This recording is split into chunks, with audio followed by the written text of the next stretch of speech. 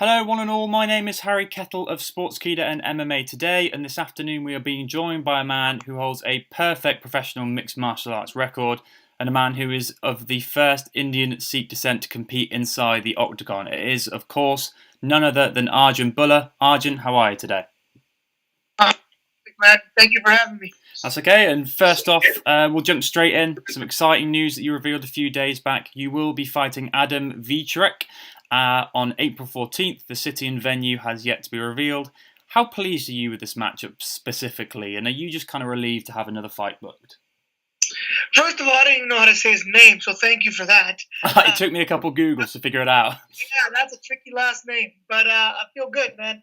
Working nonstop since the last fight, as I always have this fight. So we've been cooking some good stuff in the kitchen, and I'm excited to be able to have this opportunity to showcase all our hard work. Now, is Adam somebody, I know you just said about his last name, but is Adam somebody who was on your radar, or do you have the mentality of I'll fight anyone? No, that was somebody. Mick contacted my management, and they worked on the matchmaking and the event and date and all that. So I just train, man. I train and I compete when the times when the opportunity is there. So I allow the people around me to figure that out with the UFC. Now, you kind of mentioned that you wanted a spot on the UFC London card for a while over Twitter. Are you disappointed not to be competing across the pond in March, or do you think April was the perfect amount of time for you to prepare? Yeah, I was pretty, bummed out at first. In London, it felt right for so many reasons. Obviously, the timing, the city, having competed there in the Olympics was a phenomenal experience. But I didn't leave that town with my arm raised on the top of the podium. So I wanted another crack at that as a competitor. And then, obviously, the last part of that is I would have had tremendous support. It would have felt like a hometown fight. And I have an opponent that's European. So everything made sense. And I was kind of bummed out.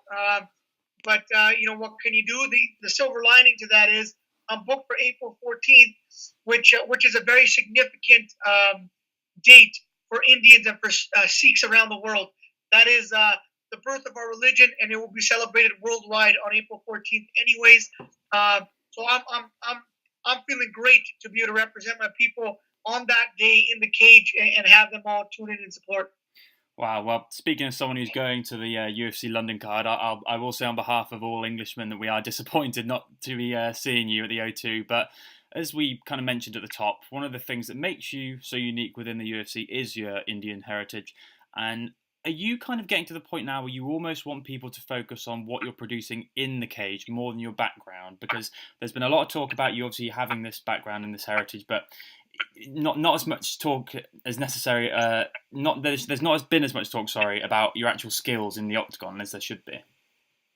I want to be recognized for my skills first and foremost, right?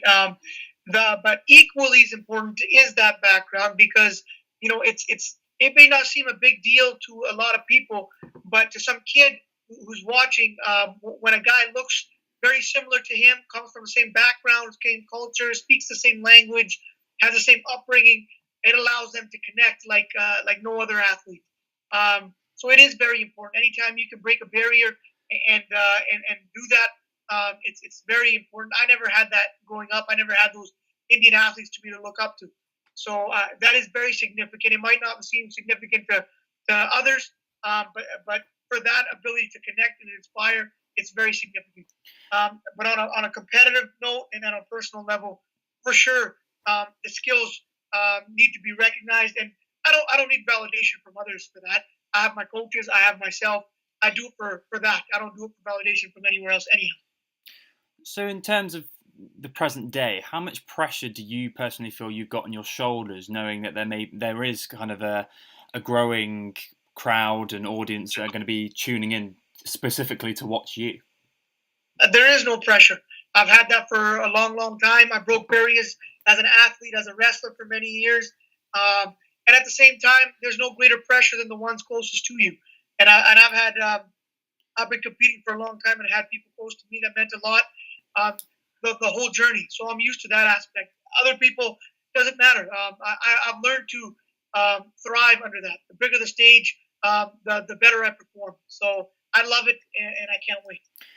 Now, one thing we like to ask fighters that isn't necessarily related to the fight game whatsoever is that fans may want to know some kind of hobbies or interests that you have outside of the cage. So is there anything that you like to do in your spare time that some people may not be aware of?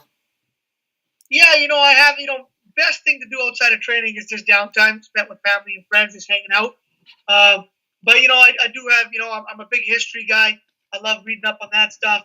I'm a big car guy. I've got my own muscle car. I love cars, and I love eating. That's how I'm a heavyweight. So you'll find me doing one of those things if I'm not training. Yeah. And in terms of your wrestling career, did you ever actually envisage that you would make the transition into the world of MMA once you were done wrestling? Well, sure. That mind was already made up before the Olympic Games. I'd already made that decision. And around the Commonwealth Games is when I started really considering it, and it was a foregone conclusion. And I'm happy where I'm at. It was by design. Once I made that switch, I seeked out the best people, put them around me, similar to wrestling, the same type of thing. Set our goals out, our training regimen, how we're going to get to the top, and we've been following the game plan ever since. So, in a perfect kind of scenario, if you were to go on and hold the title in the UFC, how would that feel to winning gold at the Commonwealth Games back in 2010, standing on that podium and having a national anthem played? It was special. That was a very special moment because the Commonwealth Games were in India, and my family immigrated over many years ago. My grandfather in '59, the rest of the family in 1970. So it was really where the story came full circle. Where I was now representing Canada in the homeland, and I wrestled the Indian in the final, and I won the only gold for Canada. So all those things really made that special, and that was, I guess, more. It felt that much sweeter because it wasn't just my own personal goal. It was the goal of the family and a greater goal. Where the UFC is more for me. It's something I made a decision for. After the Olympics, and it's gonna be just as significant and just as sweet for me for that reason. Now, while you may only just be starting out in your UFC career, it's interesting to have a look at the bigger picture and more specifically the heavyweight division. When you scan the rankings and those around you, what are your thoughts on the overall strength at heavyweight? I've been scanning it and training for the top of the heap since day one. I haven't been training for regional level fights or entry level UFC fights.